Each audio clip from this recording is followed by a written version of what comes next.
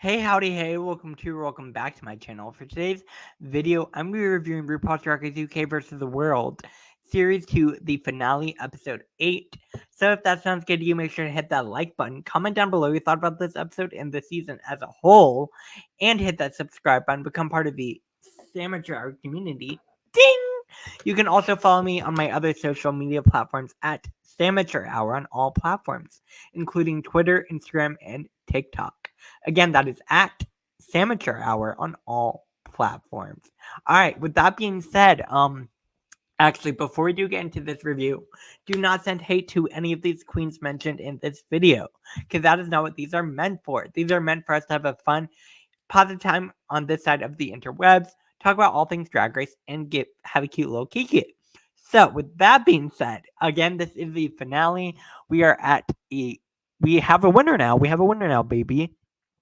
And I will say, this video will contain spoilers, so if you've not seen the finale, make sure to hit that like button and come back for it in a few minutes. Come back once you've watched it. Come back once you've watched it. Unless you want to know who wins, because I'm going to spoil that. In 5, 4, 3, I could have done a shorter timer, 2, 1. Oh my god, Tia Coffee. Oh my god, Tia Coffee. Oh my god, Tia Coffee. Y'all, I got so happy when I saw Tia won. Again, we'll get to it later in the review. I just want to go ahead and put this out within like the first couple minutes of this video. Shout out to you, Tia Coffee. You really slayed this entire season. If I didn't already love Tia Coffee enough from season 2, series 2, this season made me fall more in love with Tia Coffee. Like, Tia Coffee truly has been an amazing queen to have on this season. And I've been so happy to see her growth. And, like, the fact that Tia watches my videos is mind-blowing enough.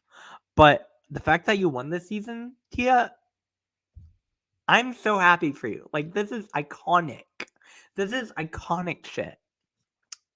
And again, we'll get to it later when we get to the actual crowning. But, like, seeing that, it made me emotional.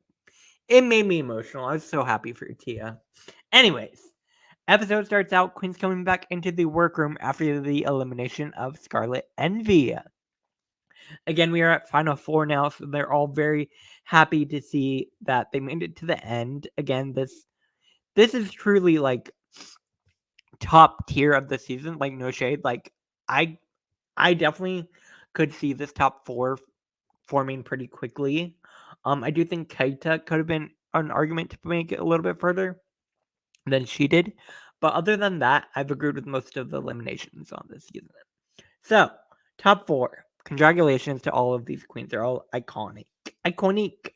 And I'm very happy for all of them. Wiping off the mirror message from Scarlet Envy. Again, Hannah picked Scarlet because she was like, you have to beat the best. You have to beat the best. And, like, I get that. But also, by eliminating Marina, wouldn't you still be beating the best? I don't know. Again, we got a story this season. This is what's happening. It is what it is. They're all congratulating each other. Again, making it to the end. Finale. This is a big deal. Tia also picked Scarlet. So no matter what, Scarlet Envy was going to sashay away. So Scarlet made it to top 5, not making it to the crown. Very that. RuPaul Mail comes up and says, ooh, riddle, riddle, riddle, riddle. And essentially telling them that the eliminated queens are coming back. So we are going to have a reunion right at the jump of this episode. Can I be honest with y'all? This reunion, not the most... When it comes to reviews, if I'm being very 100% real, they are very hard to review. As a reviewer, reunions are hard to review. So I'm kind of going to let this run through. I'm going to go over the looks. Again, we'll get more into the looks when it comes to the actual, like, finale runway. But I'm going to get some cute shout outs of this reunion. And that's about it, honestly. Michelle, you look nice. I like this look. I love the hair. Love the hair. Mayhem. I'm happy to see Mayhem back. She looks great. Arancha Castilla Mancha. I love the hair. Jumpers. Jumpers blonde. Kate Minaj. Again, love Kate. I love this cast. It's a really great cast. Gothy Kendall and Teresa May. Teresa looks great. Scarlett. Scarlett was not happy in this reunion. Not happy at all. She wanted to be there in the end. And you can tell. Again, it sucks to be shopped at the very end, but hey. And then we have queens like Mayhem who were shopped at the beginning. So it is what it is. Top 4 comes in. Hannah looks adorable. Love this color. La Grandante looks great. Marina. Favorite look of the reunion. Marina. Like, the mug and the dress, stunning. And then Tia. Tia looks fab. They all look fab, baby. Ultimately, the reunion happens. I kind of wanted to run through this because there's not a whole lot. It felt kind of like a filler, if I'm being honest. It felt like this episode was like 90% fluff and only like 10% of the actual episode was in. If I'm being 100% honest with you, it felt very fluffy. Not that it's bad, it's just not something that is most exciting to review. So it is what it is. Ultimately, they do announce that Arantxa Castilla-La Mancha is Miss Congeniality. This feels correct in my fantasy. I agree with this. The queens voted. Good for them. Arantxa wins Miss Congeniality, and she gets a sash and really pretty flowers. All right, we're moving on. On to the main stage. There's no makeup moments. There's nothing like that. RuPaul. I don't know. When it comes to finale, I want something different. I don't know. I really don't know. Yeah, I don't know. This outfit looks like it would be on the cover of one of those RuPaul wigs from Party City. You remember how those were a thing a few years back? And then you'd have picture RuPaul. This looks like a picture that you could cut and paste out of the thing and just slap it on a wig package. I don't know. I see that. I don't know why. It's alright. Not my fave. Michelle, you look good. I really love Michelle's look a lot. Graham, nice. Alan. I love Alan. Alan Carr's my favorite judge.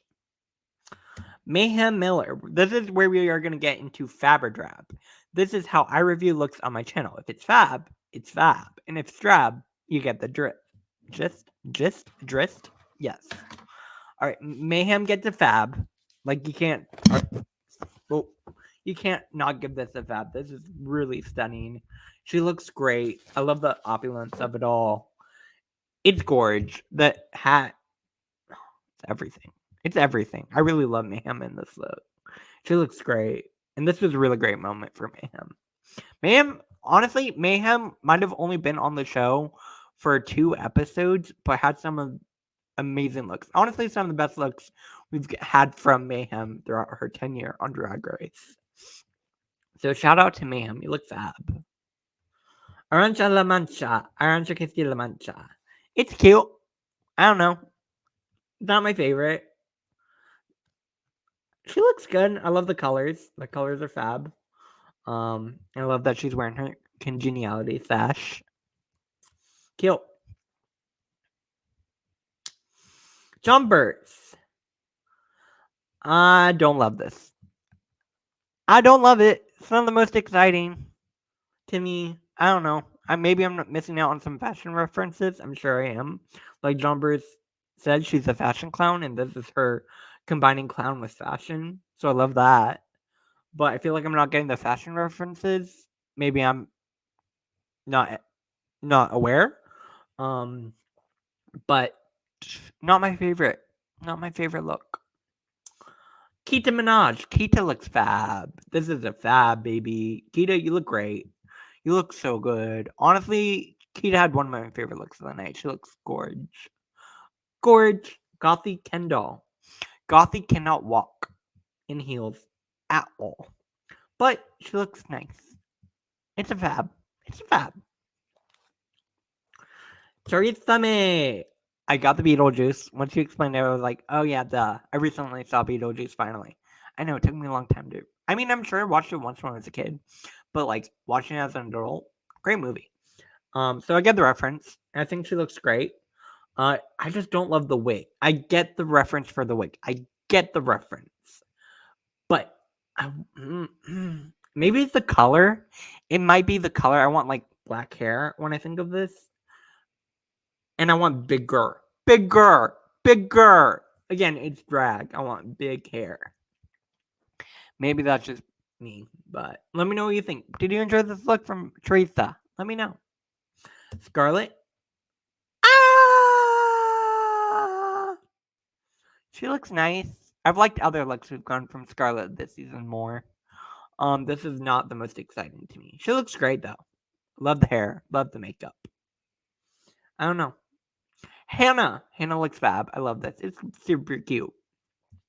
Also, this color looks great on her. Her hair is amazing.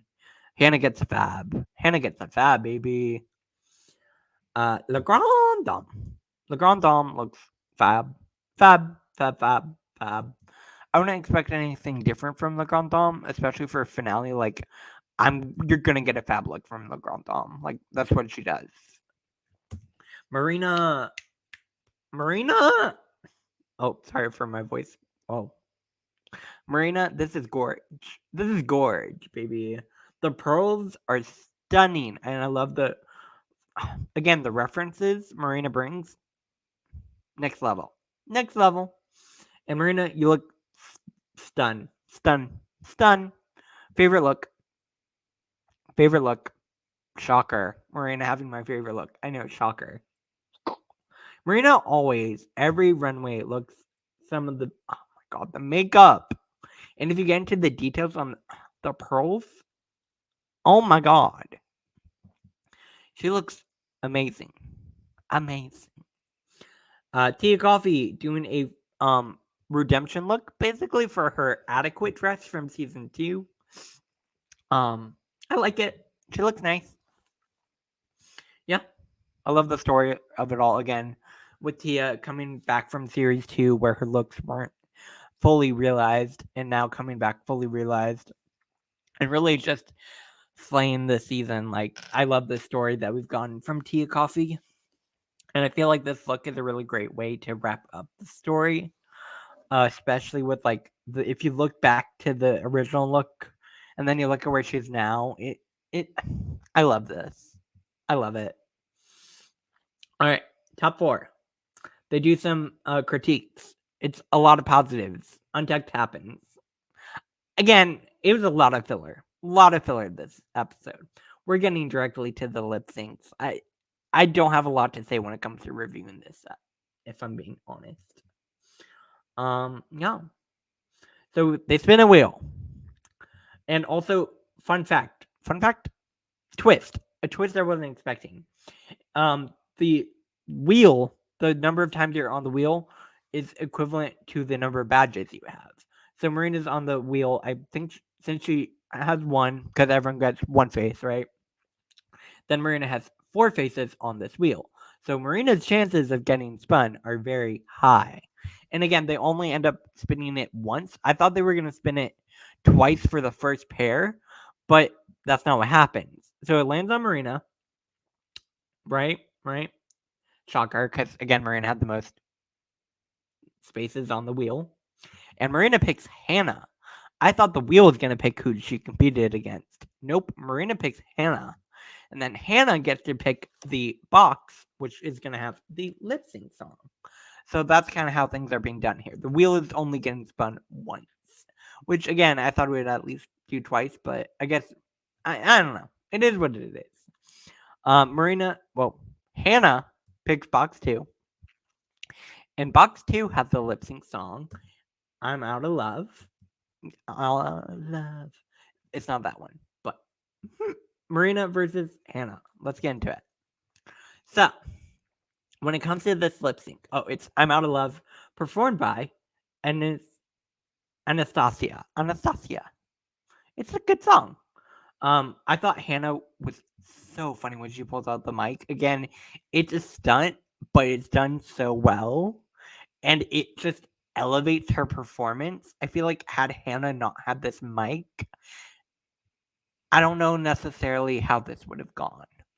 And I guess Mike ended up showing up to work that day, if you will.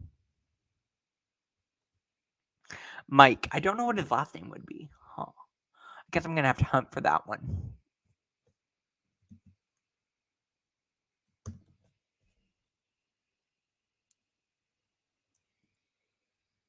If you get the joke, you get the joke. If you get the joke, you get the joke. But when it comes to this lip sync, I think Marina did very, very well. And I also think Hannah did very well. I do think that edit, when it comes to lip syncs, if the editors want to edit a certain way to make a certain queen win, that's what will happen, right? Again, I wasn't there for the actual lip sync. I didn't get to see what actually happened. I do think that plays a role. I think Marina did very well. I also really enjoyed Hannah's. I thought Hannah was very, very great, especially with her presence using the mic. I thought that was so smart. Marina was doing the stunts. So again, it's kind of a matter of picking what you want, and ultimately it is RuPaul's decision. But ultimately RuPaul does decide that the winner of this lip sync is going to be Hannah Conda. And this is her face shocked at this result. Again, I think a lot of people were shocked because everyone was expecting Marina to make it to the top 2 when it comes to lip syncs. And I was very shocked. Because again, I saw Marina winning this season.